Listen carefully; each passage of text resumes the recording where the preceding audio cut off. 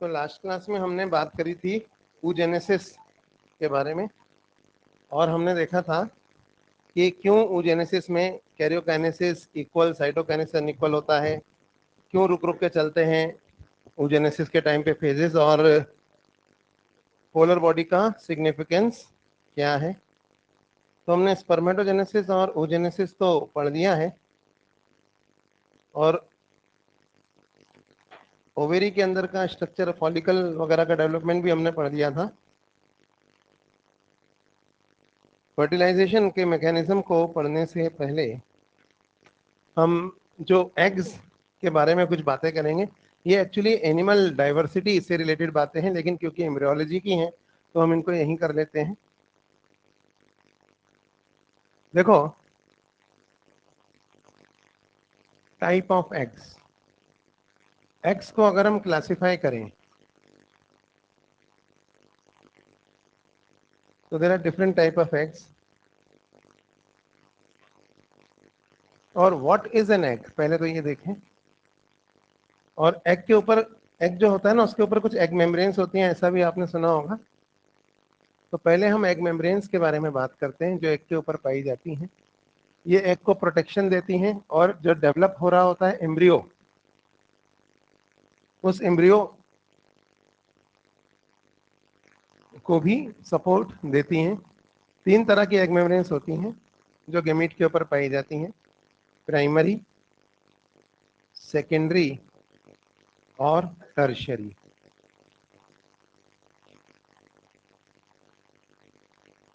Gamete के ऊपर, किसी भी गैमीट के ऊपर 2 एग मेम्ब्रेन्स होती हैं जो एग बनाती हैं।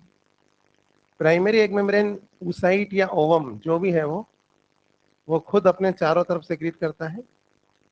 सेकेंडरी एग मेम्ब्रेन ओवेरी के सेल्स सेक्रीट करते हैं, और अगर सेकेंडरी सेक्रीट नहीं होती है तो टर्शियरी ओविडक्ट सेक्रीट करता है। प्राइमरी एग मेम्ब्रेन के एग्जाम्पल मैं आपको बता रहा हूँ, जैसे हमारे अंदर जोना पेलुसिडा, लेकिन जिन अंडों के अंदर योक होता है उनके अंदर vitelline membrane. Secondary egg membrane का एग्जाम्पल हमारे केस में कोरोना रेडिएटा, मैंने आपको शायद बताया था कि फॉलिकुलर सेल्स आपस में चिपक चिपक के इसको बनाते हैं, याद है या नहीं, है ना। और इसके अलावा और भी एग्जाम्पल है सेकेंडरी एग मेम्ब्रेन के जो हमारे केस पे एप्लीकेबल नहीं होते। अब मैं नहीं पढ़ाऊंगा ये, क्योंकि पहले सब पढ़ाता था। इंसेक्ट्स के एग होते हैं ना जैसे, तो उनपे एक हार्ड मेम्ब्रेन होती है कोरियन। ये कोरियन वो एमनियन कोरियन वाली कोरियन नहीं है, पर एक हार्ड एग मेम्ब्रेन होती है कोरियन जो इंसेक्ट्स के एग के ऊपर होती है। ये एक्चुअली सेकेंडरी एग मेम्ब्रेन का एग्जांपल है। इसी तरह से टर्शियरी एग मेम्ब्रेन की अगर हम बात करें तो वो तो हमारे केस में नहीं होती है, क्योंकि हमारे केस में प्राइमरी है और सेकेंडरी है, तो हमें हमारे एग के ऊपर टर्शियरी जो है वो नहीं होगी। टर्शियरी एग मेम्ब्रेन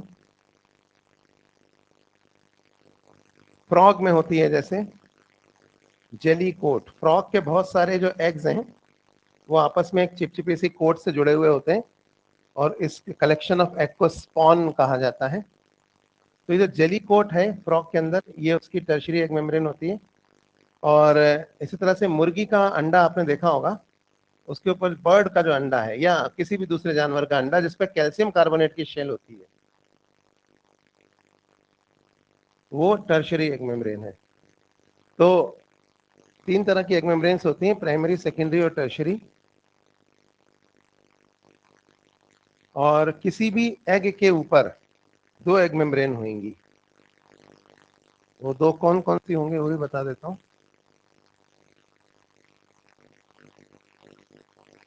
देखिए,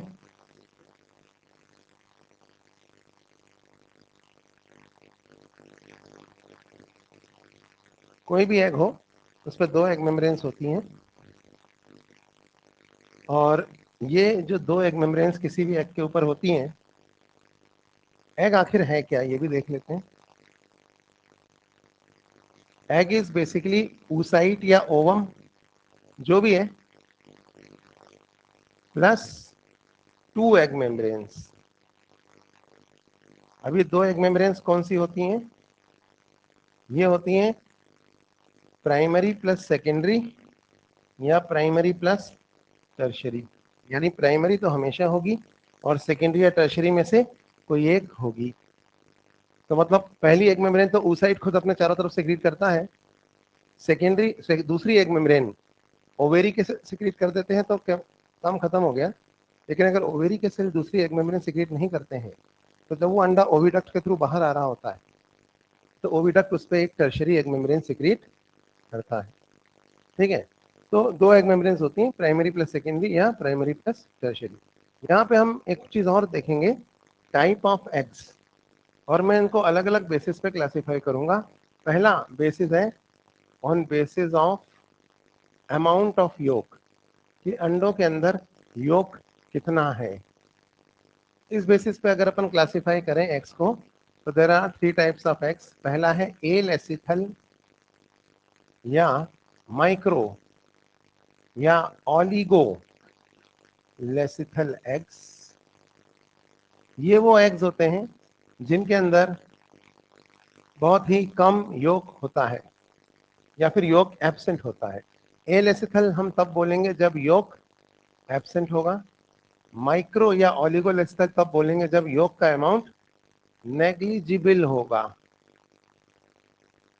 अब ह्यूमन के लिए ए लेसिथल वर्ड ज्यादा सही है। Other viviparous mammals, other viviparous mammals में आते हैं जैसे मेटाथीरिया और यूथीरिया। ये समझते हैं ना मेटाथीरिया क्या होते हैं? तो मेटाथीरिया और Eutheria, Metatheria and other Eutheria. Other Eutheria से मेरा मतलब एक्सेप्ट ह्यूमन, गाय बैल गधा घोड़ा, इन सब के अंडों के अंदर नेग्लिजिबल योक होता है, तो इनके अंडों को हम माइक्रो या ऑलिगोलेस्थल भी कह सकते हैं। तो ये वो अंडे हैं जिनके अंदर योक बहुत ही कम है। ये देखिए, जैसे ये एग है तो इसमें ना के बराबर योक है, इतना सा बस, और ये इसका न्यूक्लियस है यहाँ। तो इनको कहते हैं ए लेसिथल या माइक्रो या ऑलिगोलेस्थल एग्स। दूसरे किस्म के एग्स वो होते हैं जिनमें थोड़ा सा योक होता है, इन्हें कहा जाता है मीजोलेसिथल एग्स। मीजोलेसिथल एग्स वो एग्स हैं जिनमें moderate amount of yolk present है। ज्यादा तो नहीं है लेकिन बहुत कम भी नहीं है। तो if moderate amount of yolk is present, such eggs are found in amphibia, जैसे कि फ्रॉग, अदर एम्फीबिया। इनके अंडों के अंदर थोड़ा बहुत योक होता है और ये योक अंडे में जिस तरफ होता है उसको हम वेजिटल पोल कह देते हैं, और उसके 180 डिग्री पर एनिमल पोल होता है, और ये इनका न्यूक्लियस। तीसरे तरह के अंडे वो होते हैं जिनके अंदर बहुत सारा योक होता है, यानी कि मेगा या पॉली या मैक्रोलेसिथल एग्स। तो ये जो मेगालेसिथल एग्स होते हैं जिनको हम पॉलीलेसिथल या मैक्रोलेसिथल एग्स भी कहते हैं,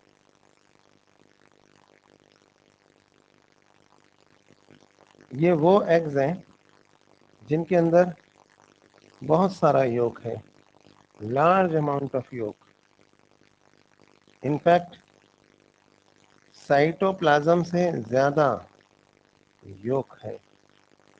अब ये बहुत सारा जो अमाउंट ऑफ योक है ना, ये दो तरीके से हो सकता है। या तो ये योक, ये देखिए दो तरीके से कैसे हो सकता है।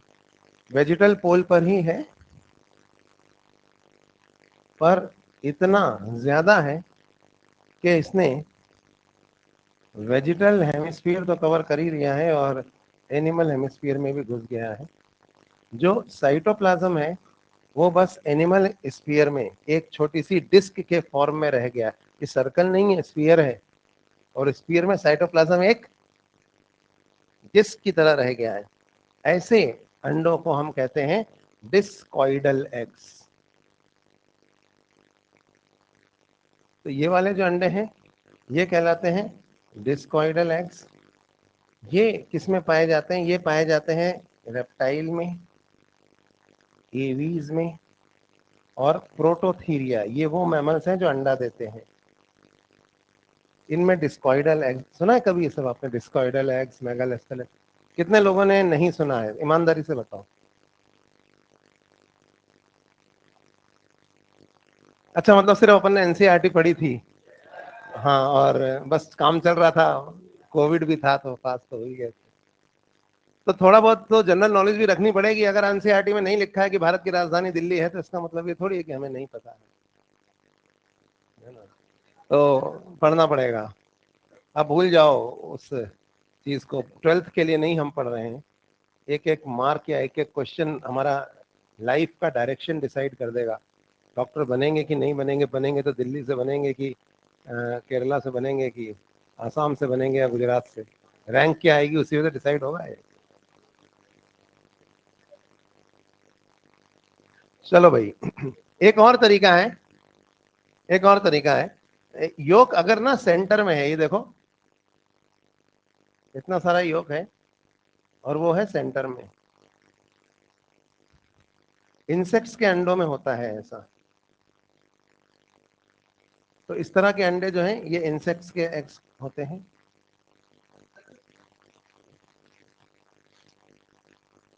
अब ये जो सेम अंडे मैंने अभी अभी यहाँ पे क्लासिफाई करे थे on basis of amount of योग, इन्हीं अंडों को मैं दोबारा क्लासिफाई करने जा रहा हूँ on basis of distribution of योग। कि योग अंडों के अंदर किस तरह से डिस्ट्रीब्यूटेड होता है। तो देखिए, अगर योग बिल्कुल यूनिफॉर्मली डिस्ट्रीब्यूटेड होगा तो ऐसे अंडों को हम कहेंगे आइसो या होमोलेसिथल एग्स। ये वो एग्स हैं जिनके अंदर योग एकदम यूनिफॉर्मली डिस्ट्रीब्यूटेड है। लेकिन भाई योग जो है ना, वो यूनिफॉर्मली तभी डिस्ट्रीब्यूटेड हो सकता है जब वो बहुत कम हो। यानी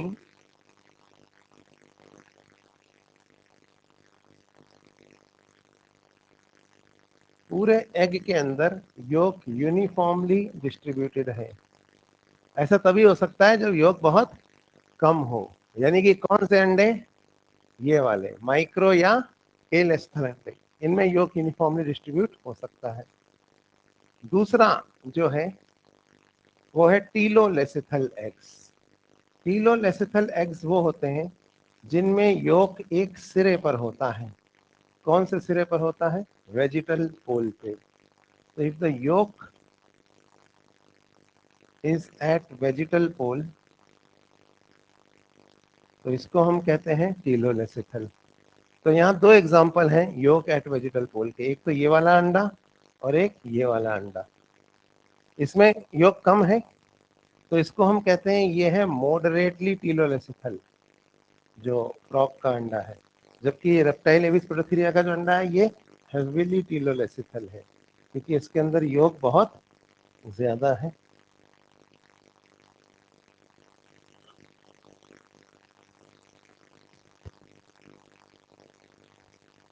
तीसरे तरह के जो एग्स हैं इन्हें हम कहते हैं सेंट्रोलेसिथल एग्स। ये वो एग्स हैं जिनके अंदर योग सेंटर में होता है।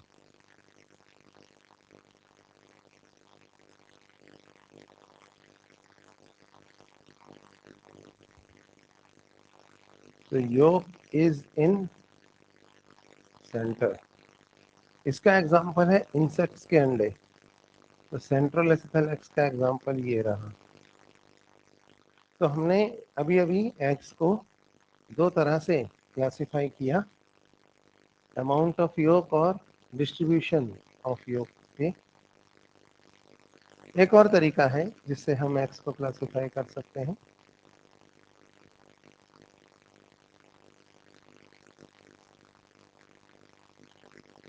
लिख लो फिर बताता हूँ।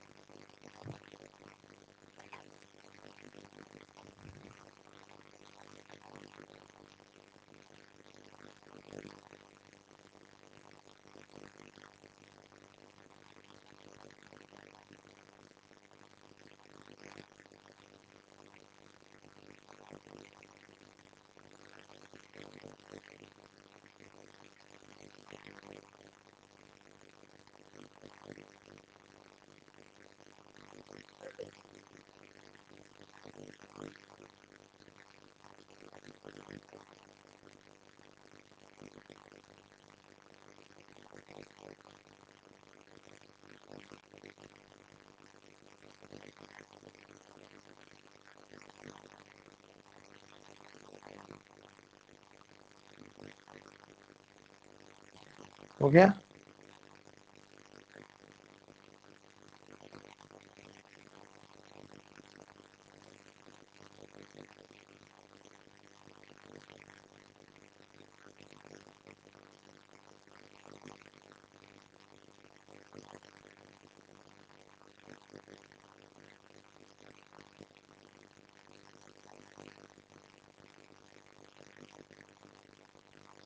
चलिए, तीसरा जो क्राइटेरिया है वो है कि एग के ऊपर कोई हार्ड शेल प्रेजेंट है या नहीं। ऑन बेसिस ऑफ प्रेजेंस या एब्सेंस ऑफ हार्ड शेल। अभी हार्ड शेल क्या करेगी? अंडा के ऊपर हार्ड शेल होगी तो एम्ब्रियो को ना प्रोटेक्शन मिल जाएगा अच्छा, और अंडे के अंदर जो फ्लूइड होगा वो इवोपरेट भी नहीं होगा, जिससे एम्ब्रियो डिहाइड्रेट नहीं होगा। तो दो तरह के एग्स होते हैं, एक जिनके ऊपर हार्ड शेल प्रेजेंट होती है, इन्हें कहा जाता है क्लीडॉइक एग्स, और दूसरे जिनके ऊपर हार्ड शेल नहीं प्रेजेंट होती है, यानी कि नॉन क्लीडॉइक एग्स। अब क्लीडॉइक मतलब हार्ड शेल प्रेजेंट है,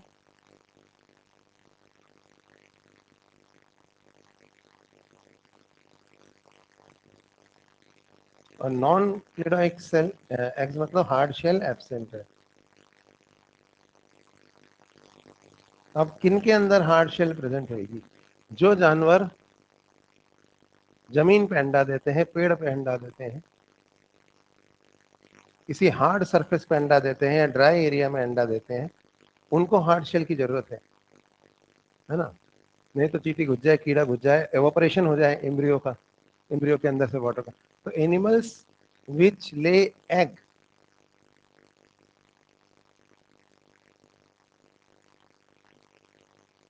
ऑन ड्राई या हार्ड सरफेस, इन्हें हार्ड शेल की जरूरत है। जबकि जो जानवर पानी में अंडा देते हैं उन्हें हार्ड शेल की जरूरत नहीं है ना, वो तो वैसे ही प्रोटेक्ट हो रहे हैं। एनिमल्स विच ले एग इन वाटर, उन्हें हार्ड शेल की जरूरत नहीं है। या जो अपना अंडा अपने ही अंदर देते हैं, यानी कौन? विविपेरस मैमल्स, इनको भी हार्ड शेल की जरूरत नहीं है। तो एग्जांपल्स बताओ क्लीडाइक एग्स के। जैसे इंसेक्ट्स है, ज्यादातर रेप्टाइल हैं, एवीज हैं, और कौन से वाले मैमल? प्रोटोथीरिया। जबकि इनका एग्जांपल बताओ। पाइसीज हैं, एम्फीबिया हैं, ये पानी में अंडा देते हैं ना, और मेटाथीरिया और यूथीरिया। मतलब हम थोड़ा सा एनिमल डाइवर्सिटी यहीं कवर करे ले रहे हैं। ये चीजें एनिमल किंगडम के एनसीईआरटी में नहीं है, लेकिन ये सिंपल चीजें हैं जो आपको पता होनी चाहिए। So hard shell is an adaptation for terrestrial mode of life. ठीक है, तो ये हो गया। अब उन जानवरों का क्या करें जो ना तो ड्राई हार्ड सरफेस पे अंडा देते हैं और ना ही पानी में अंडा देते हैं, जो कीचड़ में अंडा देते हैं या गीली मिट्टी में अंडा देते हैं। एनिमल्स विच ले एग इन मॉइस्ट सॉइल। अब मॉइस्ट सॉइल ना तो कोई हार्ड एंड ड्राई सरफेस है और ना ही वो वाटर है, तो इनके जो एग होंगे ना, उन पे ना तो हार्ड शेल प्रेजेंट होगी और ना ही सॉफ्ट शेल, इनके ऊपर होगी सेमी हार्ड शेल। नहीं आ रही बात समझ में? इनके अंडों को कहा जाता है लेदरी एग्स, क्योंकि लेदर ना तो कपड़े की तरह मुलायम होता है और ना ही वो लकड़ी की तरह हार्ड होता है। तो ये सेमी हार्ड शेल वाले एग्स लेदरी एग्स कहलाते हैं। और ये पाए, इसका एग्जाम्पल है कुछ रेप्टाइल्स जैसे टॉर्टोइज वगैरह होते हैं ना, जो गीली मिट्टी में अंडा देते हैं, तो रेप्टाइल्स में आपको लेदरी एग्स मिलते हैं। तो ये हमने टाइप ऑफ एग्स देखे।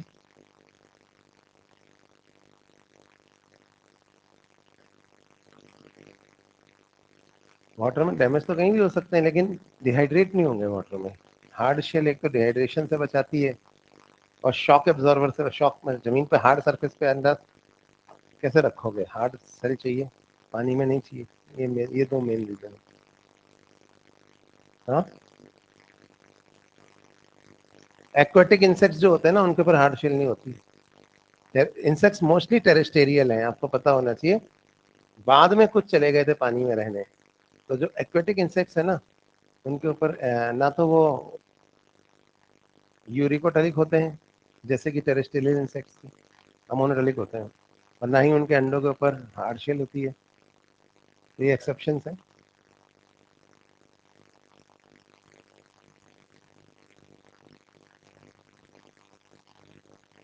इनवर्टिब्रेट पहले आए इवोल्यूशन में, फिर वर्टिब्रेट आए।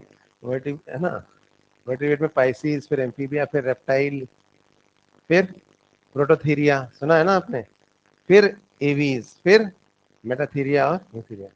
तो सबसे पहले फ्लाई करने वाले एनिमल्स कौन से थे? First animals to fly, NEET का क्वेश्चन है, बोलो। हाँ, first animals to fly, insects. और लोग जल्दबाजी में आंसर लगा देते हैं रेप्टाइल्स या आर्क्योटेरिक्स। अरे मूर्खों, इंसेक्ट भी तो उड़ते हैं, नहीं उड़ते हैं? मक्खी, मच्छर, इनवर्टिब्रेट्स थे पहले एनिमल्स जो उड़ने लगे थे। ऐसे क्वेश्चन आएंगे फिर। ये तो एक एनिमल डाइवर्सिटी है, लेकिन इतनी सिंपल है कि इसको क्या बोलूंगी, कोई डाइवर्सिटी है? तो बेसिक कॉमन सेंस क्वेश्चन है, गलत कर देते हैं। अच्छा, मतलब चलो, पोरीफेरा, सिलेंड्रा, प्लेट एलिमेंथिस कोई नहीं उड़ सकते, नेमेटा एलिमेंथिस, अनलीटा ये उड़ते थे। कौन उड़ता था सबसे पहले? आर्थ्रोपोडा, है ना। चलो, तो ये तो एग्स के बारे में बात होगी। अब ना कुछ मैं आपको ना एक ह्यूमन एग के बारे में बता देता हूँ, क्योंकि ह्यूमन एम्ब्रियोलॉजी पढ़ रहे हैं, तो हम सिर्फ ह्यूमन एग के बारे में बात करेंगे। ह्यूमन एग जो होता है ना, ये एक तो ये एलेसिथल होता है, दूसरा ये आइसोलेसिथल होता है, और तीसरा ये नॉन क्लीडोइक होता है। इसके ऊपर कोई हार्ड शेल नहीं होती। बहुत ही छोटा है, माइक्रोस्कोपिक स्ट्रक्चर है, 0.1 mm डायमीटर। तो आंखों से दिखेगा नहीं, एम्पुला में ही नष्ट हो जाएगा। एक सेल है और छोटा सा है, 0.1 mm का, पता भी नहीं चलेगा। मुर्गी का अंडा नहीं है इतना बड़ा। तो 0.1 mm डायमीटर होता है इसका। इसके ऊपर दो एग मेम्ब्रेन होती हैं। देखो, ये ह्यूमन एग की सपोज प्लाज्मा मेम्ब्रेन है, ये उसका न्यूक्लियस है। जो प्राइमरी एग मेम्ब्रेन होती है ह्यूमन एग के ऊपर, उसका नाम होता है जोना पेलोसिडा। और सेकेंडरी एग मेम्ब्रेन जो फॉलिकुलर सेल्स आपस में इस तरह से बनाया था ना हमने, चिपक चिपक के बनाते हैं, ये कहलाती है कोरोना रेडिएटा। तो सेकेंडरी एग मेम्ब्रेन है और प्राइमरी है। कौन सी एब्सेंट है? टर्शियरी एब्सेंट होती है। ऐसा होता है ह्यूमन एग। अच्छा, कोई भी एग जो होता है ना, वो एक सिंगल सेल होता है, चाहे वो शुतुरमुर्ग का इतना बड़ा अंडा ही क्यों ना हो, क्योंकि उसके ऊपर जो एग मेम्ब्रेन्स होती हैं वो सब ए सेलुलर इन नेचर होती हैं, यानी वो सेल्स की बनी हुई नहीं होती। तो मुर्गी का अंडा भी एक सेल है, ह्यूमन छोड़ दो, मुर्गी का अंडा भी एक सेल है, शुतुरमुर्ग का अंडा भी एक सेल है। हर जानवर का जो एग होता है वो यूनी सेलुलर होता है, क्योंकि उसमें गैमीट होता है। वो गैमीट एक सेल है और उसके ऊपर दो एग मेम्ब्रेन्स हैं, वो ए सेलुलर है। लेकिन मेमेलियन एग को देखिए आप, एक तो ये है गैमीट, सेकेंडरी oocyte, जो मियोसिस 2 के मेटाफेज में अटका हुआ है, याद आया। इसके ऊपर प्राइमरी एग मेम्ब्रेन है जोना पेलुसिडा, जो ए सेलुलर है। लेकिन जो सेकेंडरी एग मेम्ब्रेन होती है ना, कोरोना रेडिएटा, इसमें तो बहुत सारे फॉलिकुलर सेल्स आपस में चिपक चिपक के बना रहे हैं ना इसको। ये तो बहुत सारे सेल हो गए। तो एक सेल गैमीट और इतने सारे सेल कोरोना रेडिएटा के। तो मेमेलियन एग मल्टी सेलुलर होता है एज एन एक्सेप्शन। बाकी सारे एग्स कैसे होते हैं? यूनिसेलुलर। मुर्गी का अंडा भी एक सिंगल सेल है,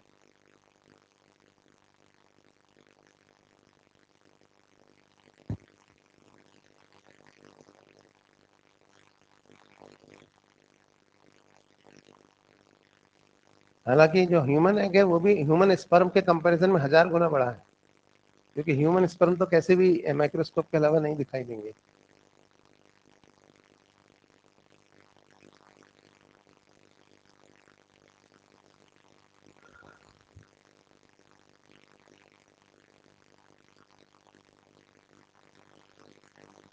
अच्छा, मुर्गी का जो अंडा होता है उसमें कितने सेल है? एक सेल है। अब समझ लो, सपोज ये है ना एक मुर्गी का ओविडक्ट है। मुर्गी में यूट्रस होगा क्या? ओविपेरस है ना, नहीं होगा। अब सपोज ये मुर्गी का ओविडक्ट है, ये मुर्गी की ओवेरी है। इस हिस्से को हम कह रहे हैं यहाँ पर क्लोएका। ये हिस्सा ओविसैक कहलाता है। ये ओवेरीज है। ओवेरी में जो एग होता है ना, उसके ऊपर सपोज ये मुर्गी का अंडा है जैसे, तो डिस्कॉइडल एग है ये। इसमें इतना सारा तो देखो योक ही है, और ये ग्रीन लाइन इसकी प्लाज्मा मेम्ब्रेन है। जो प्राइमरी एग मेम्ब्रेन इसके ऊपर यहाँ सिक्रीट हो जाती है, इसका नाम होता है vitelline membrane. Secondary egg membrane होती नहीं है इसमें, ओव्यूलेशन हो जाता है, यहाँ पहुंच जाती है। और जब ये अंडा बाहर आ रहा होता है ओविडक्ट से,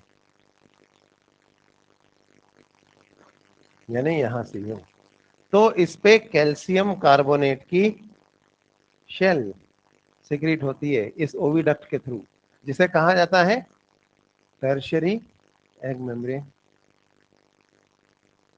तो ये देखिए, ये ग्रीन लाइन तो प्लाज्मा मेम्ब्रेन है, ये येलो येलो योक है, और ये विटेलाइन मेम्ब्रेन है ब्लू वाली, और ये देखो ये कैल्शियम कार्बोनेट की शेल। ये क्या है? ये है टर्शियरी एग मेम्ब्रेन। तो प्राइमरी और टर्शियरी दो एग मेम्ब्रेन होती है इसमें। कौन सी नहीं होती है? सेकेंडरी नहीं होती।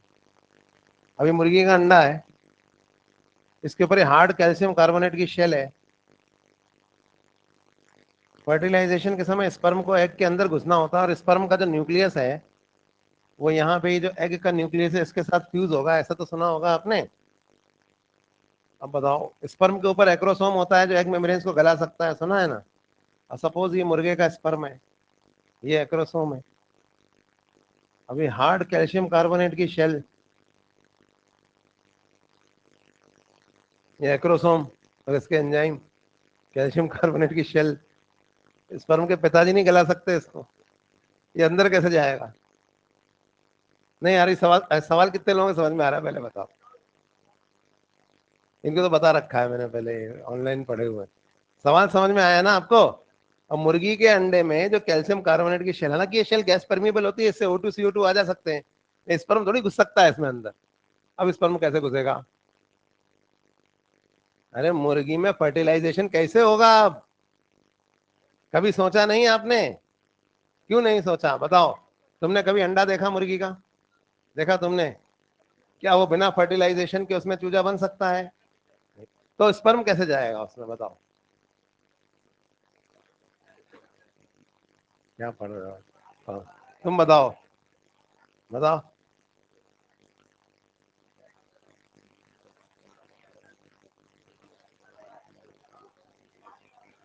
हाँ, बताओ बताओ। क्या बाद में आता है? अरे भैया, ये एक मेम्ब्रेन, ये टर्शियरी एक मेम्ब्रेन फर्टिलाइजेशन के बाद बनती है। मुर्गी में इंटरनल फर्टिलाइजेशन होता है, जमीन पे रहने वाला जानवर है। तो क्या कोपुलेशन हुआ? ये देखो, स्पर्म यहाँ पहुंचे और फर्टिलाइजेशन हो गया। अब फर्टिलाइजेशन के बाद जब ये फर्टिलाइज एग बाहर आ रहा था, तो इस पे ये टर्शियरी एग मेम्ब्रेन बनी। नहीं आ रही बात समझ, है ना? तो रेप्टाइल, एवीज, प्रोटोथीरिया, ये सब जानवरों के अंदर, जिनके अंदर इंटरनल फर्टिलाइजेशन होता है, पर टेरेस्टेरियल एनिमल्स हैं। मैं एनिमल किंगडम पढ़ाना शुरू कर चुका हूँ यहाँ पे, थोड़ा थोड़ा। टेरेस्टेरियल एनिमल्स हैं लेकिन इंटरनल फर्टिलाइजेशन होता है, उनके ऊपर हार्ड कैल्शियम कार्बोनेट की शेल होगी क्योंकि वो टेरेस्टेरियल है। लेकिन प्रॉब्लम ये है कि वो हार्ड शेल फर्टिलाइजेशन नहीं होने देगी, तो फर्टिलाइजेशन तो इंटरनल है, तो इसका मतलब वो शेल कब बनती है? फर्टिलाइजेशन के बाद। तो फर्टिलाइजेशन पहले हो गया, ये तो सॉफ्ट है सोलर विटेलाइन मेम्ब्रेन। उसके बाद जब स्पर्म बाहर आ रहा था तो टर्शियरी एग मूवमेंट। अच्छा, मुर्गी स्पॉन्टेनियस ओव्यूलेटर है कि इंड्यूस्ड? मैंने आपको पढ़ाया था स्पॉन्टेनियस ओव्यूलेटर, इंड्यूस ओव्यूलेटर, पढ़ाया था ना? पढ़ाया था। तो बताओ कितने लोग कहते हैं मुर्गी स्पॉन्ट, सबको हाथ उठाना है, मैं पकड़ूंगा जैसे कहीं हाथ नहीं उठाया उसको। कितने लोग कहते हैं मुर्गी स्पॉन्टेनियस ओव्यूलेटर है? स्पॉन्टेनियस में क्या होता है, कॉपुलेशन की वजह से नहीं, ओव्यूलेशन तो होगा, कॉपुलेशन हुआ चाहे नहीं हुआ, जैसे ह्यूमन। इंड्यूस ओव्यूलेटर में क्या होता था, कॉपुलेशन के वजह से फीमेल में ओव्यूलेशन होता था। याद आया? तो बताओ कितने लोग कहते हैं मुर्गी स्पॉन्टेनियस ओव्यूलेटर है? हाथ उठाओ। 1 2 3 4 5 6 7। कितने लोग कहते हैं मुर्गी इंड्यूस ओव्यूलेटर है? हाँ, आपने कहीं हाथ नहीं उठाया। मुर्गी, इनको लगता है मुर्गी जो है वो बच्चा देती है। बीवी पैरस है क्या? या मुर्गा होता है ओव्यूलेटर, तो मुर्गी थोड़ी होती है। मैंने बोला था। कितने लोग कहते हैं मुर्गी स्पॉन्टेनियस ओव्यूलेटर है? कितने कहते हैं इंड्यूस्ड है? अब मुर्गी जो है ना, अरे मैं सिंपल कहता हूं, मुर्गी को अंडा देने के लिए मुर्गे की जरूरत है या नहीं? मुर्गी स्पॉन्टेनियस ओव्यूलेटर है। मुर्गा हो चाहे ना हो, मुर्गी तो अंडा देगी। आपने कभी सोने का अंडा देने वाली मुर्गी की कहानी नहीं सुनी, जो रोज एक अंडा देती थी? उसमें कहीं ऐसे लिखा था कि एक मुर्गा आता था, फिर वो अंडा देती थी, फिर अगले दिन फिर मुर्गा आता था, फिर अंडा दे, ऐसा थोड़ी लिखा है। तो मुर्गा हो चाहे ना हो, मुर्गी रोज अंडा देगी। मुर्गी अंडा देगी, मतलब रोज, या तो वैरायटी पे डिपेंड करता है कितने देगी। तो इसका मतलब मुर्गी जो है वो स्पॉन्टेनियस ओव्यूलेटर है। अच्छा कितने लोग, अच्छा बताओ, मुर्गी में मेंस्ट्रुअल साइकिल चलती है कि एस्ट्रस साइकिल? कहीं बोलेंगे एस्ट्रस साइकिल क्यों चलेगी भैया, प्रेगनेंसी थोड़ी अचीव करनी है। अच्छा, तो मुर्गी जो है स्पॉन्टेनियस ओव्यूलेटर है। इससे क्या समझ में आया आपको? इससे आपको ये समझ में आया कि मुर्गी दो तरह के अंडे देती है। अब सोचो मुर्गा नहीं है, फिर भी मुर्गी अंडा देगी, और स्पर्म तो आया ही नहीं। लेकिन जब ये अंडा यहाँ से बाहर आ रहा होगा, तो इस पे फर्टिल ये कैल्शियम कार्बोनेट की शेल बन जाएगी, नहीं बन जाएगी? और अगर फर्टिलाइजेशन हुआ है तो भी अंडा बाहर आएगा, तो भी उस पे शेल बनेगी। यानी मुर्गी दो तरह के अंडे देती है, अनफर्टिलाइज्ड एग और फर्टिलाइज्ड एग। वो जो सफेद कलर के अंडे होते हैं ना, फार्मी अंडे, वो अनफर्टिलाइज्ड एग होते हैं मोस्टली। उनसे उनसे कोई चूजा वूजा नहीं बन सकता, क्योंकि फार्मी अंडा है, उसके लिए मुर्गे की जरूरत नहीं थी। वो मुर्गी स्पॉन्टेनियसली दे रही है, उनसे सिर्फ ऑमलेट बन सकता है। लेकिन उसी अंडे के ठेले पे आप देखो कोने में कुछ क्रीम कलर के देसी अंडे रखे होते हैं, वो फर्टिलाइज्ड एग हैं। उनसे दोनों बन सकता है, ऑमलेट भी बन सकता है और चूजा भी बन सकता है। समझे बात को? तो वो जो व्हाइट कलर का एग, आजकल कहते हैं ना, आप वेजिटेरियन हो या नॉन वेजिटेरियन हो? कई लोग कहते हैं नहीं हम तो एगिटेरियन है। ये क्या नया आ गया एक? एगिटेरियन कुछ थोड़ी होता है, या तो आप वेजिटेरियन हो या आप नॉन वेजिटेरियन हो, एगिटेरियन कुछ नहीं होता। ये जो सफेद कलर का अंडा है ना, अनफर्टिलाइज्ड एग, ये शाकाहारी अंडा है। और जो देसी अंडा होता है ना, वो मांसाहारी अंडा है। तो आप कौन सा अंडा खाते हो इस पर डिपेंड करता है, आप वेजिटेरियन हो या नॉन वेजिटेरियन। अब वो देखो, what is animal, what is non veg? Consumption of animal tissue is non veg, consumption of animal cell is not non veg. अगर एनिमल सेल का कंजम्पशन नॉन वेज हो जाएगा ना, तो दूध भी नॉन वेज हो जाएगा, दही भी नॉन वेज हो जाएगा, है ना? अब देखो, ये तो एक सेल है, अगर फर्टिलाइजेशन नहीं हुआ है तो एक ही सेल है ना, तो ये शाकाहारी अंडा है। लेकिन अगर फर्टिलाइज्ड एग है तो इसके अंदर क्लीवेज स्टार्ट हो चुका होगा, एम्ब्रियो बनने का, एक से ज्यादा सेल हो गए होंगे ना।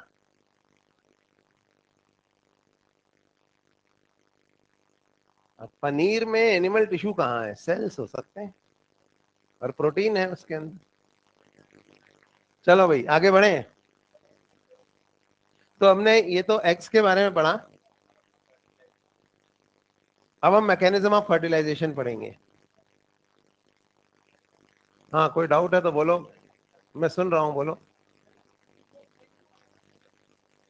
हाँ, न्यूक्लियस एनी होगा ना, हैप्लॉइड होता है, अंडा हैप्लॉइड होता है। कौन सा अंडा? Fertilised egg. फर्टिलाइज्ड एग में तो फिर आपको डिप्लॉइड सेल्स मिलेंगे, और जो अनफर्टिलाइज्ड एग है वो तो एक सिंगल सेल है, जो कि हैप्लॉइड सेल था। यही तो पढ़ाऊंगा अभी, मैकेनिज्म ऑफ फर्टिलाइजेशन।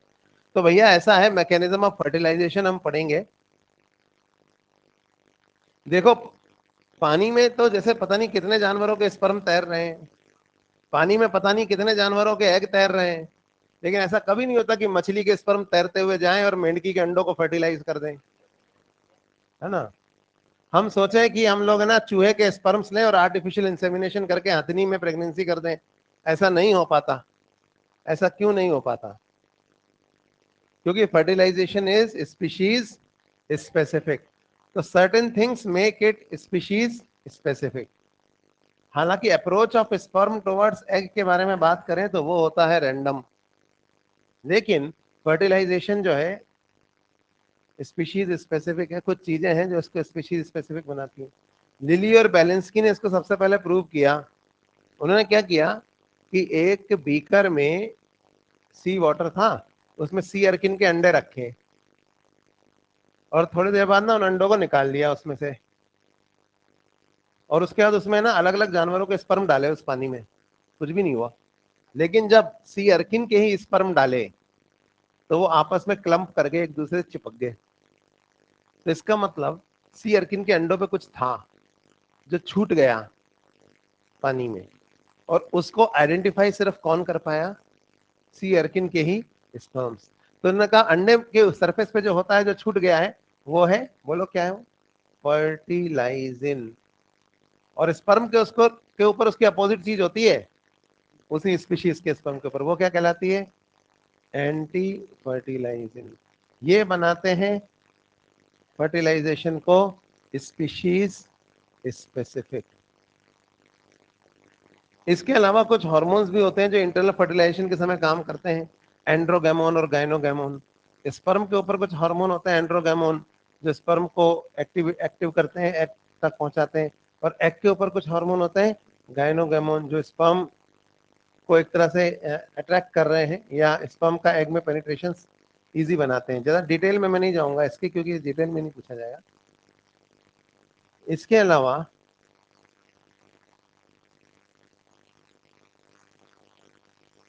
कुछ और चीजें भी हैं, जैसे ना एक प्रोटीन होता है फर्टिलिन। ये फर्टिलिन प्रोटीन और एक और प्रोटीन होता है बाइंडिन प्रोटीन, ये स्पर्म के ऊपर पाए जाते हैं और ये स्पर्म को एग से चिपकने में मदद करते हैं। इधर एग के ऊपर भी कुछ चीजें हैं, जैसे ये एग है, अब इसके ऊपर जो प्राइमरी एग मेम्ब्रेन है उसका नाम क्या है भाई? उसका नाम है जोना पेलुसिडा, और सेकेंडरी मेम्ब्रेन का नाम है कोरोना रेडिएटा। तो ये लाल वाली जो है ये सपोज कोरोना रेडिएटा है, ये ब्लू वाली जोना पेलुसिडा है, और ये व्हाइट लाइन जो है ना ये सेल मेम्ब्रेन है। तो जोना पेलुसिडा पे कुछ रीजन्स होते हैं जिन्हें कहा जाता है ZP3 रीजन्स। यहीं आके स्पर्म एग से जुड़ता है, हर जगह नहीं जुड़ता। ZP3 रीजन्स पे ऐसा इसलिए है क्योंकि ZP3 रीजन्स पे ही एक शुगर होती है गैलेक्टोज टाइप की, तो इसी को स्पर्म का बाइंडिंग प्रोटीन रिकॉग्नाइज करता है और स्पर्म आके एग से जुड़ता है। तो ZP3 रीजन किस पे होते हैं? एग पे होते हैं। गैलेक्टोज शुगर ये भी एग पे होती है। तो ये कुछ चीजें हैं, इनमें से आपने स्पर्म और एग के ऊपर जो फर्टिलाइजेशन को पॉसिबल बनाती है। हालांकि approach of sperm towards egg पूछा जाए तो क्या बोलेंगे? रैंडम, है ना, कोई कीमत एक्सिस नहीं है। फिर भी ये गैलेक्टोज शुगर को बाइंडिंग प्रोटीन स्पर्म के ऊपर होते हैं, पहचान लेते हैं, स्पर्म यहाँ के चिपक जाता है। ये चीज इतनी स्पेसिफिक है कि अगर गैलेक्टोज शुगर हटा दी जाए ना एग मेम्ब्रेन के ऊपर से तो स्पर्म एग से नहीं चिपकेगा, तो रिकॉग्नाइज भी नहीं कर पाएगा। तो ये कुछ लेटर ऑन रिसर्चेस थी फर्टिलाइजेशन के बारे में। तो इनके बेसिस पे हम अब मैकेनिज्म ऑफ फर्टिलाइजेशन को समझेंगे।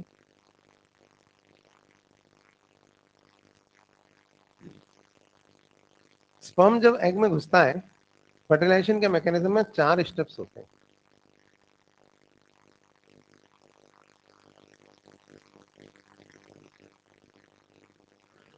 अच्छा, कुछ जानवरों में क्या होता है कि स्पर्म का सिर्फ हेड अंदर घुसता है, कुछ जानवरों में हेड और मिडिल पेज दोनों घुसते हैं, पूंछ बाहर रह जाती है। लेकिन आप याद रखेंगे ह्यूमन में या मैमल्स में क्या होता है?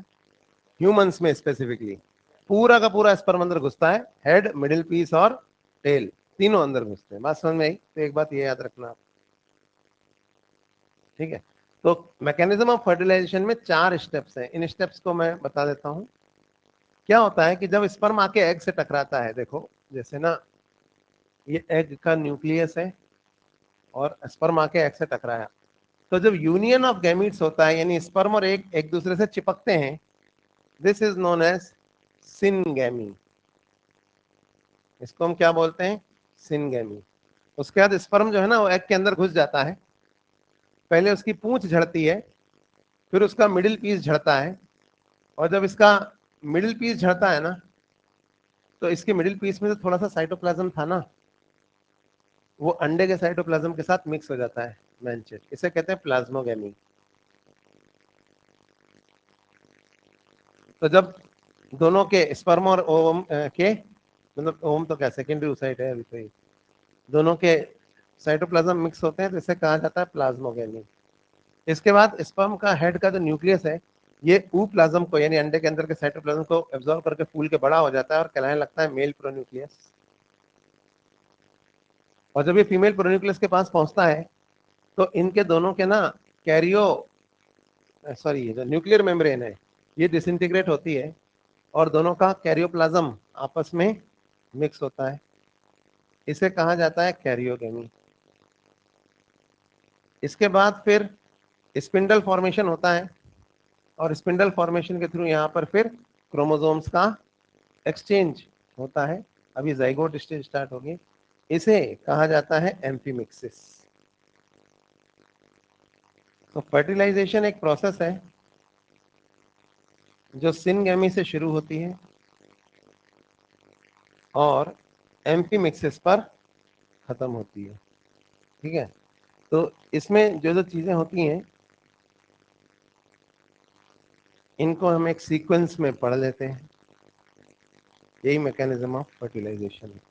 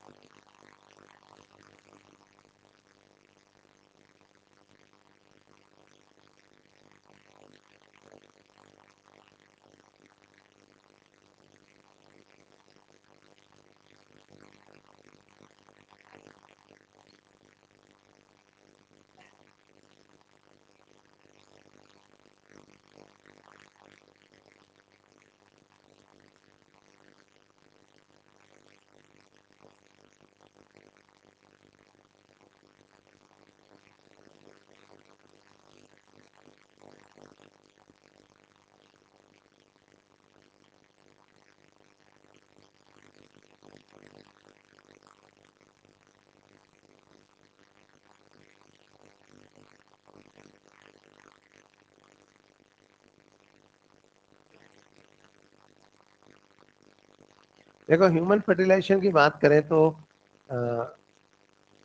एक्चुअली क्या होता है कि एग तो एक ही है, स्पर्म करोड़ों है। अगर एक ही स्पर्म होता तो फर्टिलाइजेशन मुश्किल होता। क्यों आखिर फर्टिलाइजेशन हो जाता है जबकि वेजाइना में स्पर्म्स रिलीज हो रहे हैं? हो गया ना, ये वेजाइना में स्पर्म्स रिलीज हो रहे हैं और एम्पुला तक जा रहे हैं और वहां फर्टिलाइजेशन हो रहा है। पहला तो ये कि number of sperms is very high. एक स्पर्म नहीं रिलीज होता है, करोड़ों स्पर्म रिलीज होते हैं। क्यों फर्टिलाइजेशन पॉसिबल हो पाता है इन फैक्टर्स के अलावा? अब आप सोचो, अगर एक ही स्पर्म रिलीज होता तो फर्टिलाइजेशन बहुत मुश्किल होता। कैसे होगा? नहीं होगा।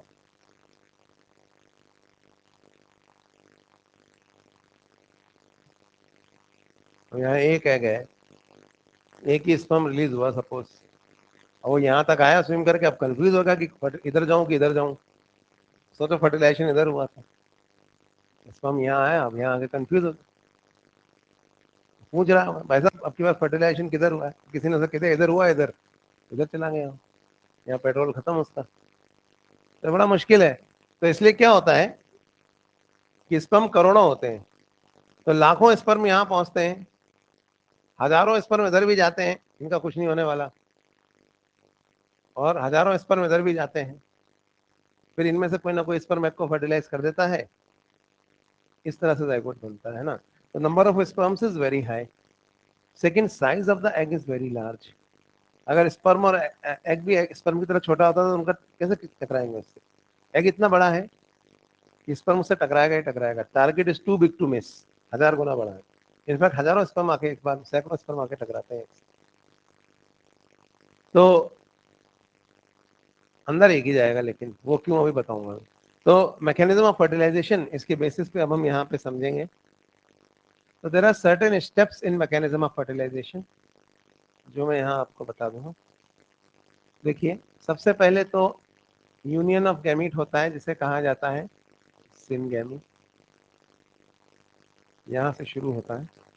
तो मैं पहले यहाँ पे लिख देता हूँ सारे इवेंट्स, फिर इनको एक एक करके हम डिस्क्राइब कर देंगे।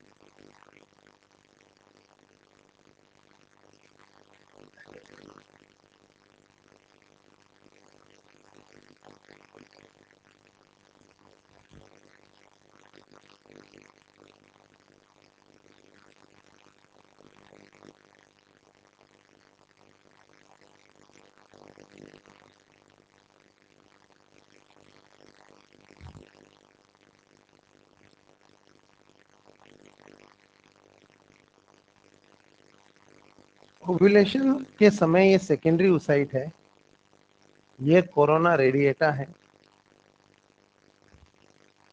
ये जोना पेलिसिडा है, और ये ऑरेंज लाइन जो है ये अंदर प्लाज्मा मेम्ब्रेन है।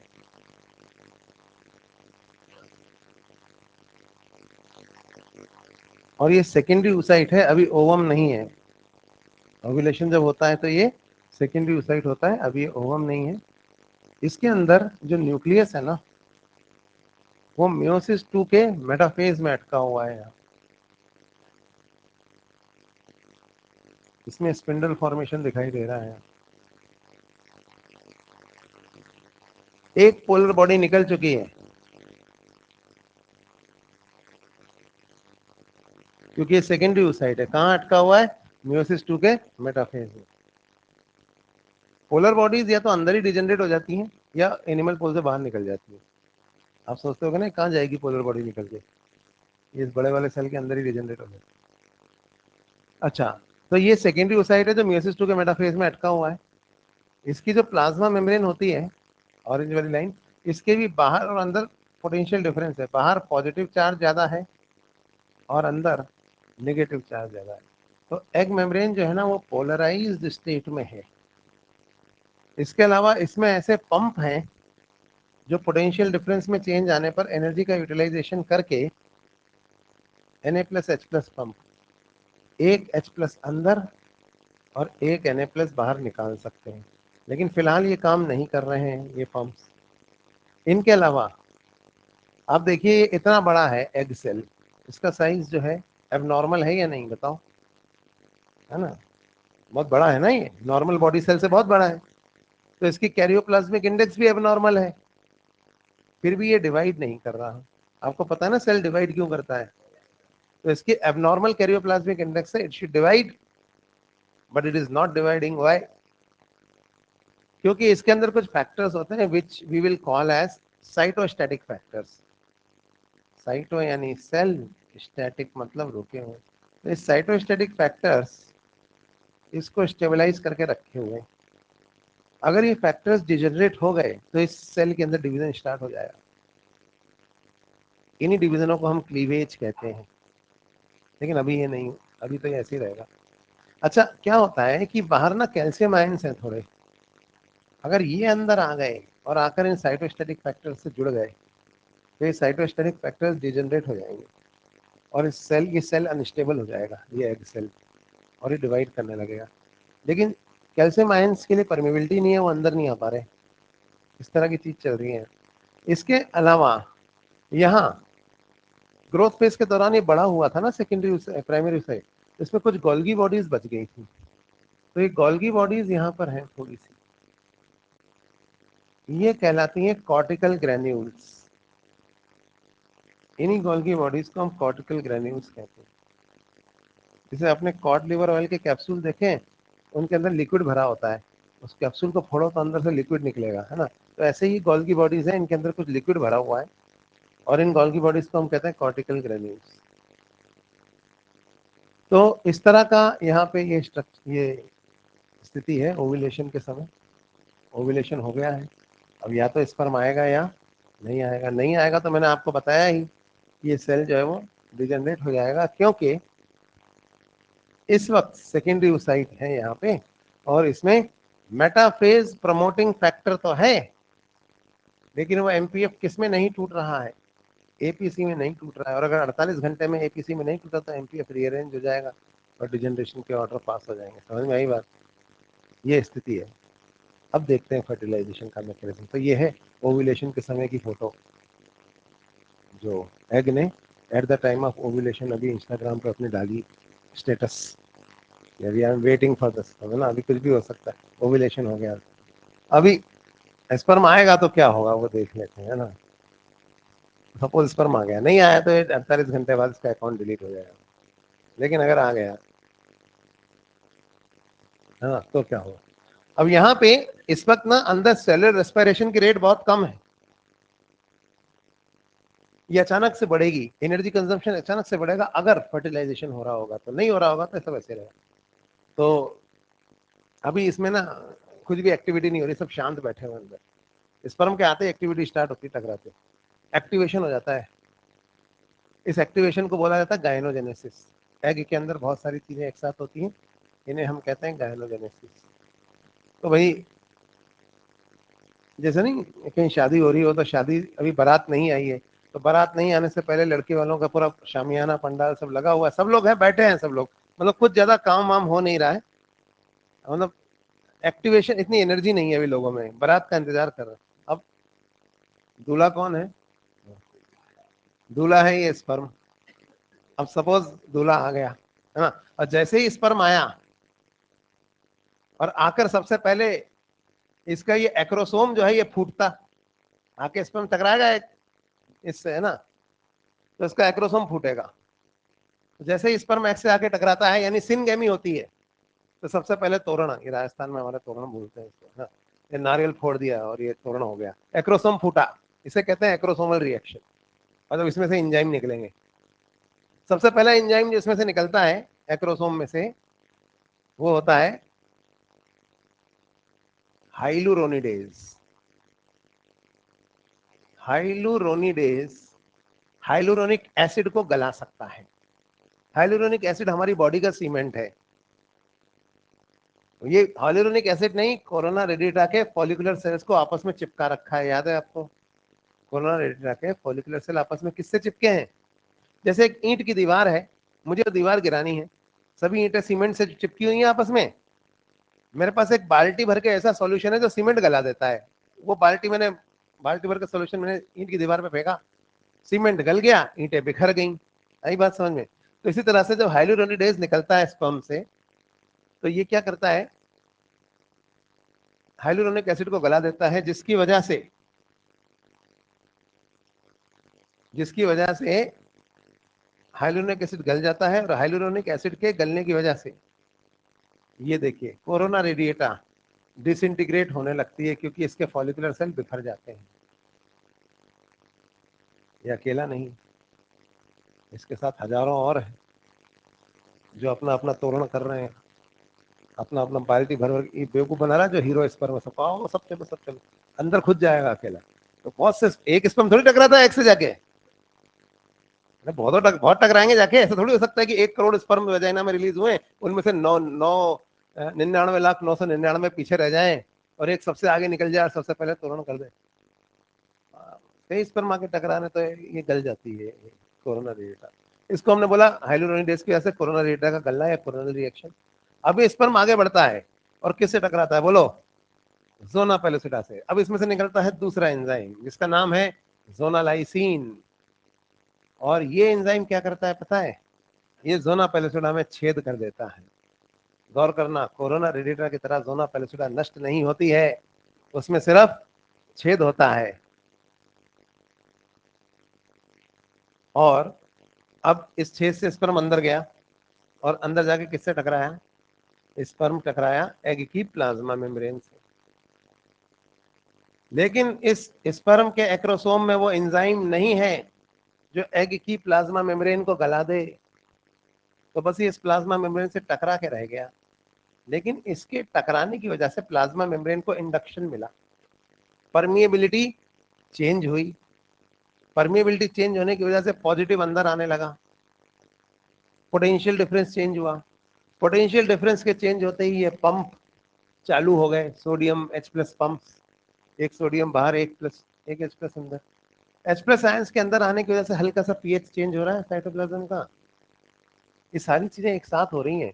डीपोलराइजेशन ऑफ एग हुआ है, यहाँ से साइक्लिक EMP सेल मेम्ब्रेन से निकल के अंदर भागा, सेकेंडरी मैसेंजर, स्पर्म आ गया, स्पर्म आ गया। नहीं, बच्चे खड़े रहते हैं गेट पे, जैसे बारात आती है, आ गया, बारात आ गई, भागते हुए अंदर गए। तो साइक्लिक EMP ने जैसे ही मैसेज अंदर भेजा, अंदर एक साथ बहुत सारी तैयारियां शुरू हो गई, जिन्हें हम कहते हैं गायनोजेनेसिस। तो ये पोटेशियम, ये परमिएबिलिटी चेंज हुई, पोटेंशियल डिफरेंस चेंज हुआ, कोई जल्दी करो पंप चलाओ, तो पंप चल रहे हैं यहाँ पे। इधर क्या हो रहा है कि ये जो कैल्शियम आयंस है इनके लिए परमिएबिलिटी चेंज हो रही है, कैल्शियम आयंस अंदर आ रहे हैं और साइटोस्टैटिक फैक्टरों को डिजनरेट कर रहे हैं। अरे तुम क्या यहाँ बैठे हुए, चलो सेल डिवीजन की तैयारी करो, चलो काम करो, बारात आ गई है, स्पर्म आ गया। इधर क्या हुआ, H+ आयन के अंदर आने के बाद यहाँ पीएच चेंज हो रहा है, इन्फॉर्मेशन से मैसेंजर आरएनए से अलग हो रही चीजें, और यहाँ पे एक और चीज हो रही है, प्रोटीन सिंथेसिस स्टार्ट हो रहा है, नए प्रोटीन और एंजाइम बन रहे हैं, हलवाई नए पकवान बना रहा है, क्योंकि बारात आ रही है। तो ये प्रोटीन और एंजाइम कब काम आएंगे पता है आपको? फर्टिलाइजेशन के बाद जब जाइगोट बनेगा ना, तो जाइगोट को एम्ब्रियो में बदलने के लिए प्रोटीन और एंजाइम काम आएंगे, तो नए प्रोटीन और एंजाइम बन रहे हैं। ये सारे चेंजेस एक साथ हो रहे हैं। इन सारे चेंजेस को हम क्या कहते हैं? एक्टिवेशन ऑफ एग, यानी कि गायनोजेनेसिस। जैसे स्पर्म आ गया, यहाँ प्लाज्मा मेम्ब्रेन से टकराया, प्लाज्मा मेम्ब्रेन से टकराया, साइक्लिक EMP अंदर गया, स्पर्म आ गया, स्पर्म आ गया, तो अंदर एकदम बहुत सारे चेंजेस शुरू हो गए। अरे जल्दी करो पंप चलाओ, पोटेंशियल डिफरेंस चेंज करो, कोई कह रहा है यहाँ पे H+ आयन अंदर भेजो, कोई कह रहा है नए पकवान एंजाइम बनवाओ, सिंथेसिस करवाओ, सारे काम एक साथ हो रहे हैं। इन्हें कहा जाता है गायनोजेनेसिस। लेकिन दुल्हन का अभी मेकअप ही नहीं खत्म हुआ। दुल्हन कौन है? ये है ना, मियोसिस 2 ब्यूटी पार्लर में बैठी हुई है, मियोसिस 2 के मेटाफेज में अटकी हुई है, अभी ओवम बनी नहीं है, तो सेकेंडरी साइट है ना। तो कोई बोला अरे को दुल्हन को तो लेके आओ भाई, वो तो ब्यूटी पार्लर में बैठी है। तो यहाँ से ये जो H+ आयन अंदर आ रहे हैं, ये सब चेंजेस एक साथ हो रहे हैं, तो इनकी वजह से अब मेटाफेज प्रमोटिंग फैक्टर को तोड़ेंगे ये।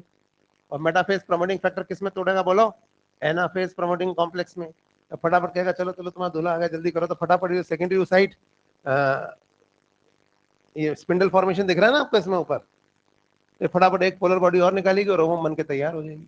ये सेकेंड पोलर बॉडी निकल गई और अभी ओवम है। यानी ये फर्टिलाइजेशन के दौरान ही सेकेंडरी oocyte किस में बदल गया बोलो? ओवम में। और अब ये ओवम है ना, इधर स्पर्म अंदर घुसने की कोशिश में है, लेकिन प्रॉब्लम क्या है, इतने सारे चेंजेस हो रहे हैं एक साथ, पकवान बन रहे हैं, पंप चल रहे हैं, कोई दुल्हन को ला रहा है ब्यूटी पार्लर, किसी ने याद दिलाया अरे कोई दूल्हे को भी तो अंदर लाओ, वो तो बाहर ही खड़ा है, वो अंदर नहीं घुस सकता ना, उसके एक्रोसोम में एंजाइम है ही नहीं। और दूल्हा भी घमंडी है, ऐसे थोड़ी आएंगे अंदर हमारा स्वागत करो, तो स्वागत करना पड़ेगा भैया। इसके स्वागत ऐसे नहीं घुस रहा है अंदर, इसके स्वागत में रिसेप्शन कौन बनेगा? प्लाज्मा मेम्ब्रेन इमेजिनेट करेगी ऐसे, आइए आइए ऐसे, यहाँ पे जो है यहाँ पे एक इस तरह का एक प्लाज्मा मेम्ब्रेन के इन्वेजिनेशन से एक रिसेप्शन कौन बनेगा, और स्पर्म इसमें बैठ गया रिसेप्शन कौन।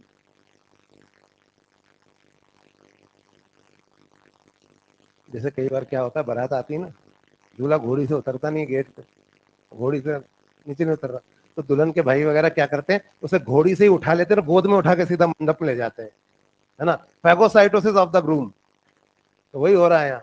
तो entry of sperm inside egg is a kind of phagocytosis, ये प्लाज्मा मेम्ब्रेन इमेजिनेट करती है, और ये एग जो है ना इस स्पर्म का फैगोसाइटोसिस कर लेता है, इसे निगल लेता है। तो ये हो गया फैगोसाइटोसिस ऑफ द स्पर्म। जैसे ही एक स्पर्म अंदर आया, वैसे ये कॉर्टिकल ग्रेन्यूल हमारे सिक्योरिटी गार्ड्स हैं, ये फूटते हैं, इनसे एक चिपचिपा सा म्यूकोपॉलीसेकेराइड निकलता है बाहर, और यहाँ जमा हो जाता है कहाँ? प्राइमरी एग मेम्ब्रेन और जोना पेलुसिडा के, प्लाज्मा मेम्ब्रेन और जोना पेलुसिडा के बीच में, और जम जाता है और एक मेम्ब्रेन बना लेता है, इसे कहा जाता है फर्टिलाइजेशन मेम्ब्रेन। ये एक स्पर्म के अंदर घुसने के बाद बनती है, ताकि एक से ज्यादा स्पर्म अंदर ना घुस पाए।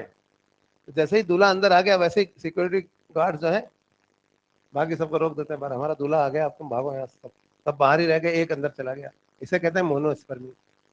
और यहाँ पे जो कॉर्टिकल रिएक्शन हुआ, इस कॉर्टिकल रिएक्शन में हमने क्या पढ़ा? Formation of fertilisation membrane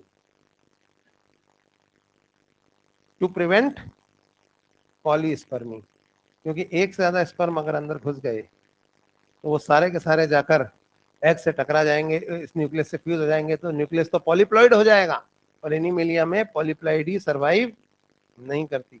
So this formation of fertilization membrane is to promote monospermy and prevent polyspermy.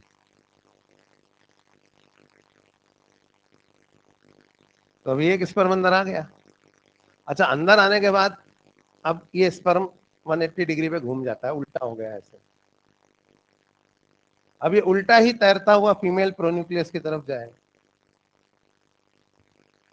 पहले इसकी पूंछ झड़ेगी, फिर इसका मिडिल पीस झड़ेगा, फिर इसका जो न्यूक्लियस है मतलब प्लाज्मोगेमी होगी, फिर न्यूक्लियस एनलार्ज हो जाएगा, बताया था मैंने, फिर कैरियोगेमी होगी, फीमेल प्रोन्यूक्लियस भी थोड़ा इसकी तरफ बढ़ेगी, फिर यहाँ पे क्रोमोसोम्स का एक्सचेंज होगा, जिसे हम कहते हैं एम्फीमिक्सिस। तो इस तरह से ये आगे की प्रोसेस होगी। इस बीच पता है ये उल्टा क्यों हो गया? पता है आपको ये उल्टा क्यों जा रहा है? जैसे अंदर घुसा, ये उल्टा क्यों हो गया? शर्मा रहा, हाँ अंदर नहीं, हम नहीं जाइए अंदर, ऐसा बोल रहे। तो इसमें क्या हो गया है? क्यों नहीं जा रहा है ये? हमका ला जाओ बतवा नहीं, एक्चुअली क्या है कि जल्दबाजी में एक गड़बड़ हो गई। गड़बड़ ये हो गई कि जब दुल्हन को ब्यूटी पार्लर से ला रहे थे ना फटाफट फटाफट, तो वो शादी की अंगूठी, ये बायो ओलंपियाड का क्वेश्चन है, नीट में नहीं आया था, पर सुन लो, जिसके बिना रस्में पूरी नहीं हो सकती, वो ब्यूटी पार्लर में छूट गई, सेंट्रियोल। अब सेंट्रियोल के बिना स्पिंडल फॉर्मेशन नहीं होगा, स्पिंडल फॉर्मेशन नहीं होगा तो क्रोमोसोम का एक्सचेंज कैसे होगा? लेकिन इसने ना स्पर्म को व्हाट्सएप कर दिया कि वो अंगूठी लेके आना, मैं अंगूठी नहीं ला रही हूँ, वो भूल गई। पहले से बातचीत शुरू हो गई थी इनकी शादी के बाद, है ना। तो अब स्पर्म का पूंछ जड़ा, मिडिल पीस जड़ा, इसका सेंट्रियोल यहाँ है, देखो यहाँ है ना, यहाँ न्यूक्लियस के पीछे। अगर ये सीधा जाएगा तो सेंट्रियोल तो पीछे रह जाएगा। हम ये चाहते हैं कि वो सेंट्रियोल मेल और फीमेल प्रोन्यूक्लियस के बीच में आ जाए, तो इसलिए उल्टा जा रहा है, नहीं यही बात समझ, ताकि ये यहाँ पर है ना सेंट्रियोल, तो ये बीच में आ जाए, फिर उससे स्पिंडल फॉर्मेशन होता है और क्रोमोसोम्स का एक्सचेंज होता है। तो ये प्रोसेस है, फर्टिलाइजेशन की प्रोसेस है, सिनगेमी से शुरू होती है और एम्फीमिक्सिस पे खत्म होती है।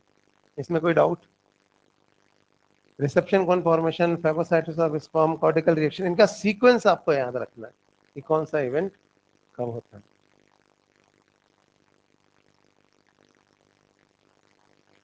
हाँ,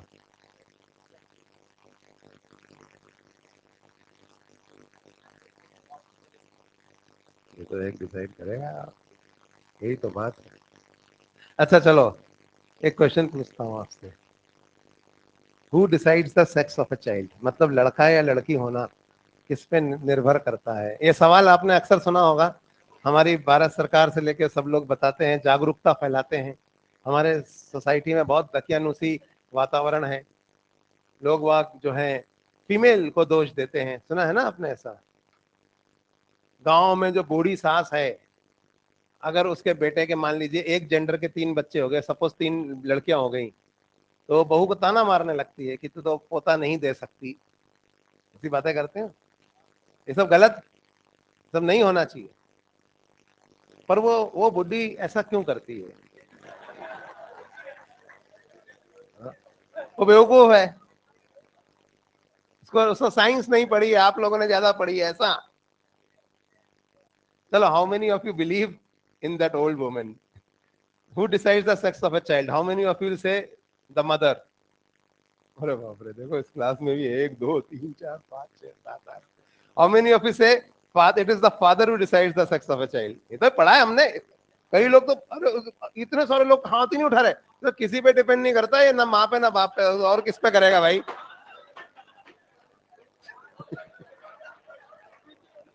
अरे कहीं तो हाथ उठाओगे। तो भगवान चाहते हो? नहीं, how who decides the sex of a child? How many of you say the mother? How many of you say the father? है ना? अब मैं आपके ऊपर ही डिसीजन छोड़ता हूँ। मैं एक क्वेश्चन पूछता हूँ आपसे। आपने सबने ये पढ़ा है कि फादर के पास एक्स और वाई, ये हो गया ना? फादर के पास 2 तरह के हैं ना, एक्स और वाई। मदर के पास तो एक ही है, एक्स। अब फादर एक्स वाई है, मदर एक्स एक्स है ना? और हमने स्पर्मेटोजेनेसिस में पढ़ा था कि फादर एक्स वाई होता है तो एक प्राइमरी स्पर्मेटोसाइट से कितने स्पर्म बनते हैं बोलो? 4 बनते हैं ना? और ये भी पढ़ा था हमने इसमें कि 2 बनेंगे एक्स और 2 बनेंगे वाई। ऐसे ही तो होगा। ऐसा तो नहीं हो सकता कि 3 एक्स बन जाए और 1 वाई बन जाए। लॉ ऑफ इंडिपेंडेंट असॉर्टमेंट सब पढ़ा है नहीं पढ़ा आपने? सेग्रीगेशन सब पढ़ा है? अरे भाई, अगर फादर एक्स वाई है और एक प्राइमरी स्पर्मेटोसाइट से 4 स्पर्म बन रहे हैं, तो ये तय है कि 2 एक्स बनेंगे और 2 वाई बनेंगे। ऐसा नहीं हो सकता कि चारों वाई बन जाए या चारों एक्स बन जाए। कितने लोग इस बात को समझ गए कि बराबर बराबर बनेंगे? बराबर बनेंगे ना? चलो, ये तो पता ही होगा आप। अब देखिए, फीमेल की बॉडी में जब ओव्यूलेशन होता है, जनरली कितने ओव्यूलेशन होते हैं बोलो? एक होता है।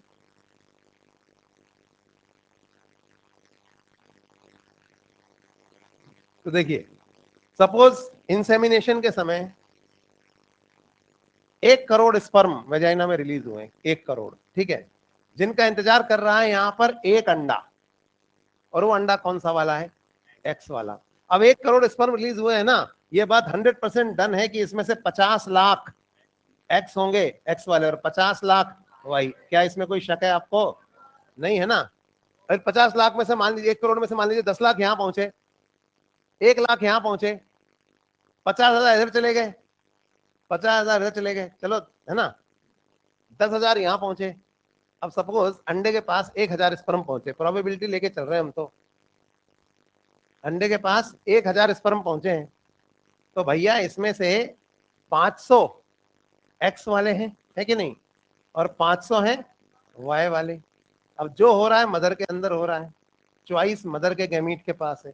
पहले तो मुझे बताओ, फादर पे कैसे डिपेंड कर सकता है लड़का होगा कि लड़की होगी? फादर ने तो दोनों ही दिए थे, और उसका रोल वहीं खत्म हो गया, और दोनों बराबर दिए थे। कोई पार्शियलिटी थोड़ी करी थी। उसने मदर को दोनों बराबर दे दिए थे, जितने एक्स दिए थे उतने ही वाई दिए थे, और फादर का कोई रोल ही नहीं है। अब जो हो रहा है वो मदर के अंदर हो रहा है। चॉइस मदर के गैमीट के पास है। चाहे कितने स्पर्म मैक्रोसोम यहाँ पे तोरण कर ले, लेकिन अंदर वही घुसेगा जिसके लिए रिसेप्शन कौन बनेगा। रिसेप्शन कौन तो फीमेल गैमीट बनाएगा भैया, नहीं बनाएगा। तो मेरे को बताओ, how can the father decide the sex of a child? लोग कहते हैं सर फादर हेटेरोगैमेटिक होता है, फादर 2 तरह के स्पर्म प्रोड्यूस करता है, एक्स वाले और वाई वाले। तो हम, मैं मना थोड़ी कर रहा हूं, दोनों करता है, लेकिन दोनों करता है, एक थोड़ी करता है। अगर फादर सिर्फ एक्स एक्स वाले करता, फादर अगर सिर्फ, हस्बैंड सिर्फ वाइफ को एक्स वाले ही देता, या हस्बैंड वाइफ को सिर्फ वाई वाले ही देता, तो हम मान लेते कि फादर पे डिपेंड करता है। लेकिन उसने दोनों ही दिए थे और दोनों इक्वल दिए, अब उसका कोई रोल ही नहीं है। जो हो रहा है मदर के अंदर हो रहा है, मदर की बॉडी में स्विम करके जा रहे हैं। कैपेसिटेशन में पार्शियलिटी तो नहीं हो गई कहीं? चॉइस मदर के गैमीट के पास है कि इन 500 में से कोई एक अंदर जाएगा या इन 500 में से कोई एक।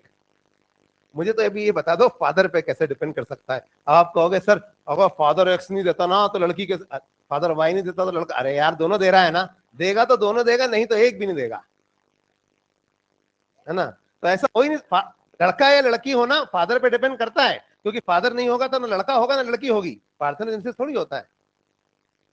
लेकिन लड़का कॉमा या लड़की होना फादर पे कैसे डिपेंड कर सकता है? मुझे तो आज तक समझ में नहीं आया कि ये क्या जो लोग पढ़ा रहे हैं ये इनका क्या लॉजिक है। कोई भी मुंह उठा, किसी डॉक्टर को बोला आपने ऐसा सुनते हुए? वो हम लोग खुद कहते हैं कि भाई ठीक है, it's not dependent on the mother, but how is it dependent on the father? Any scientific explanation to me please, go ahead with any one scientific explanation. आप लोग बचपन से सुनते आ रहे हैं कि father decides the sex of a child. मैं चैलेंज कर रहा हूं यहाँ, कैसे? How can the father decide the sex of a child? उसने तो दोनों ही दिए थे और दोनों इक्वल दिए थे, अब उसका कोई रोल ही नहीं है। नहीं, आप लोगों को लगता है मैंने आपके लेवल से ऊपर का सवाल पूछ लिए। हाँ, फादर पे कैसे डिपेंड कर सकता है, मुझे तो ये बता दो। चलो मैं ये कह नहीं रहा मदर पे करता है, मुझे तो बताओ फादर पे कैसे करता है? हाँ, गूगल गूगल, किसी का नाम राम प्रसाद है, वो गूगल पे, उसके पिताजी का नाम मान लीजिए दशरथ प्रसाद है, और वो गूगल पे सर्च कर राम प्रसाद के पिता का नाम क्या, 10 नाम आ जाएंगे वहां, क्योंकि राम प्रसाद एक ही थोड़ी। तो गूगल पे विश्वास करके थोड़ी आप चल सकते हो।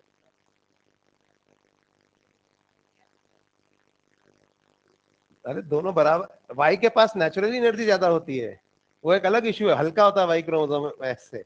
लेकिन मैं तो पूछा, हस्बैंड के अंदर तो दोनों ही बराबर रिलीज हुए थे ना।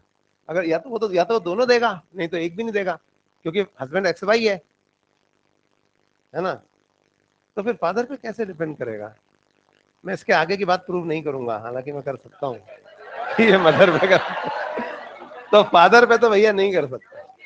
अब आप देखो, क्या एंटी स्पर्म एंटीबॉडी जो हो रहा है फीमेल की बॉडी में हो रहा है, चॉइस फीमेल के गैमीट के पास है, मेल गैमीट का तो कोई रोल ही नहीं। अब इनमें से जो अंदर जाएगा, अब देखो हो सकता है कि जितने ओवोनियम बनने थे बर्थ से पहले बन गए, अब कोई नया तो बनेगा नहीं। 4 तरह की फीमेल, एक जिनके ऊपर प्रोटीन्स, जो हम बात कर रहे थे ना, प्रोटीन जो रिकॉग्नाइज करते हैं स्पर्म्स को, नॉर्मल प्रोटीन्स होते हैं। दूसरे होते हैं जिनके प्रोटीन ब्लाइंड होते हैं, ब्लाइंड, एक्स ब्लाइंड या वाई ब्लाइंड। कुछ के एक्स ब्लाइंड होते हैं, कुछ के वाई ब्लाइंड, और कुछ के जो है ना टोटल ब्लाइंड। तो कुछ फीमेल तो माई नहीं बन पाती कभी, क्योंकि उनके ऊपर के प्रोटीन टोटल ब्लाइंड है। 1000 स्पर्म आके टकरा रहे, दिखाई नहीं दे रहा उसको, एक भी स्पर्म का फेगोसाइटिस नहीं कर रही। ज्यादातर के न्यूट्रल होते हैं, तो कईयों के एक्स ब्लाइंड होते हैं। हर बार 1000 स्पर्म आते हैं, उसको 500 ही दिखाई देते हैं। कौन से वाले? वाई वाले, पहला भी लड़का, दूसरा भी लड़का, तीसरा भी लड़का। कईयों के जो, और इनमें कोई चेंज नहीं आ सकता, जितने बनने थे बर्थ के पहले बन गए। कईयों के एक्स वाई ब्लाइंड होते हैं, पहली बार भी लड़की हुई, दूसरी बार भी लड़की, तीसरी बार भी लड़की। और ज्यादातर के न्यूट्रल होते हैं, मतलब नॉन ब्लाइंड होते हैं। तो कभी एक्स, कभी वाई, तो कभी लड़का हुआ, कभी लड़की हुई, हो गए 4 तरह की। अब आप कहोगे नहीं सर इसमें भी एक झोल है। सर कई बार है ना 6-6, 7-7 लड़कियों के बाद लड़का होता है सर, 7-7 लड़कों के बाद लड़की होती है। तो आप तो कह रहे हो कि वो तो उसके तो एक्स ब्लाइंड थे, हर बार लड़का ही होना चाहिए, तो 7 लड़कों के बाद लड़की कैसे हो गई? या फिर वाई से वर्षा, वाई ब्लाइंड थे तो 7 लड़कियों के बाद कैसे लड़का पैदा हो गया घर में? ये पूछ सकते हो ना। तो भैया वो मैटर ऑफ चांस था, क्योंकि उसके एग्स तो थे वो नॉर्मल थे, एक्स या वाई किसी के ब्लाइंड नहीं थे। कोइंसिडेंस था कि पहले 6 बार एक्स और 7वीं बार वाई। सवाल क्या बोला सर, ऐसे थोड़ी होता है कोइंसिडेंस, साथ साथ। मैं कहूंगा मान लो होता है, आप कहोगे नहीं होता, मैं कहूंगा मान लो होता है कोइंसिडेंस ही, आप कहोगे नहीं होता। तो आप अगर नहीं मानोगे तो पता है आप क्या कहना चाहते हो? आप ये कहना चाहते हो कि 7वीं बार फादर कोई और था। ये तो कह रहे हो आप, और क्या कह रहे हो, सोच के देखो आप। मैं तो कह रहा हूं मदर पे डिपेंड करता है, आप ही कह रहे हो फादर पे डिपेंड करता है जेंडर ऑफ द चाइल्ड। मैं तो नहीं आ रही बात समझ में, क्योंकि मदर के एग्स न्यूट्रल थे, 6 बार कोइंसिडेंस था। तो ये तो बस एक ऐसे ही मतलब टाइम खत्म हो गया। मतलब एक बताओ ना, मेंटल एक्सरसाइज बहुत है साइंस में, अभी बहुत कुछ एक्सप्लोर करने को बाकी है ना। तो हाँ, लेकिन आपको मैं पहले बता दूं, नीट में आंसर क्या लगा के आओगे, है ना। Who determines the sex of a child, तो पैटर्नल गैमीट, यानी फादर का गैमीट, क्योंकि फादर के गैमीट 2 तरह के होते हैं, एक्स और वाई। मदर का गैमीट एक ही तरह का होता है। तो हाँ, नहीं नहीं, फादर 2 तरह के बनाता है ना गैमीट। फादर क्रिएशन और वेरिएशन कर रहा है। हाँ, अरे नहीं कहेंगे तो हमारे देश में और हालत खराब हो जाएगी। लोग लड़के के लिए कितना गड़बड़ हो जाएगी, लोग कहेंगे एक फीमेल्स की हालत और वैसे ही खराब है, और खराब हो जाएगी। असल में यार, असल में ये रैंडम प्रोसेस है। ये जो मैं बता रहा हूँ ये हाइपोथेसिस है, प्रूफ थोड़ी है ये, कि 4 तरह के एग्स हैं, एक्स ब्लाइंड होते हैं, वाई ब्लाइंड होते हैं। हाँ, तुम लोग रिसर्च कर लेना इस पे जो करनी है, but it is a useless research. अच्छी रिसर्च करें, किसी अच्छे फील्ड में करें, इन बातों पे रिसर्च करने का कोई सेंस नहीं है। पर आप साइंटिफिक, है ना, तो अच्छी बातों में रिसर्च करें। और अगली क्लास में आप लोग ह्यूमन एम्ब्रियोलॉजी पढ़ के आओ इसमें से। गूगल क्या दिखा रहे हो क्या?